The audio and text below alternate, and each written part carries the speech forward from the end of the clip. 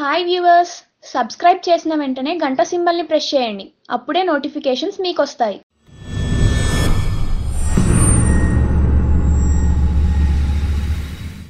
Sita I'm not a virgin. నిజంగా ఇది అభ్యంతరకరమే.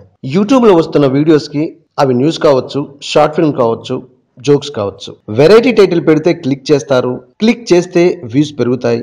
Views పెరిగితే పాపులారిటీ పెరుగుతుందని క్రియేటర్లు తెగ బుర్రలు గోక్కుంటున్నారు. కొంతమంది ఆ పాపులారిటీ కోసం నీతి నియమాలు వదిలేస్తున్నారు. ప్రపంచంలో మంచి కంటే చెడు తొందరగా స్ప్రెడ్ అవుతుందని అందరికి తెలిసిందే. అలా స్ప్రెడ్ అవడం కోసమే చాలా మంది టైటిల్ ని అభ్యంతరకరంగా పెడుతున్న మాట వాస్తవమే. ఒక విజువల్ అనేది చూసే వ్యక్తిని చాలా ప్రభావితం చేస్తుంది. అందుకే మంచి చూపకపోయినా పర్వాలేదు, చెడు మాత్రం చూపకూడదు. భారతదేశం సర్వమత సమ్మేళనం. ఏ మతాన్ని కించపరిచే అధికారం ఎవరికీ లేదు. ఎవరి మతం వారికి గొప్ప. దాన్ని తక్కువ చేసి మాట్లాడకూడదు. మనది స్వతంత్ర దేశం.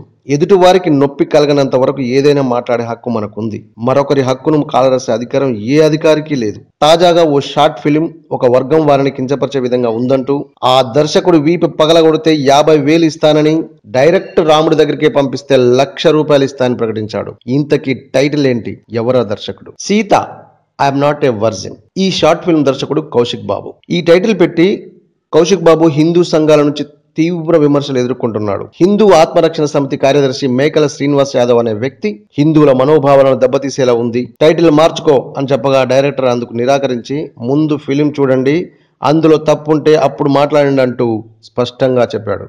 అయితే శ్రీనివాస్ యాదవ్ మాత్రం Sita I'm not a virgin, ఇదంతా ప్రచారం కోసము పాపులారిటీ కోసమే పెట్టాడు కాబట్టి అతని వీపు పగలగొడితే 50,000, అతన్ని రాముడి దగ్గరికి పంపిస్తే 1,00,000 ఇస్తారని ప్రకటించాడు. కొన్ని చారిత్రాత్మకమైన పేర్లను, దేవుళ్లను, మనుషులను, వస్తువులను, వేటివైనా ఎవరినైనా కించపరిచేలా చేయడం సబబు కాదు. For more interesting videos please do subscribe.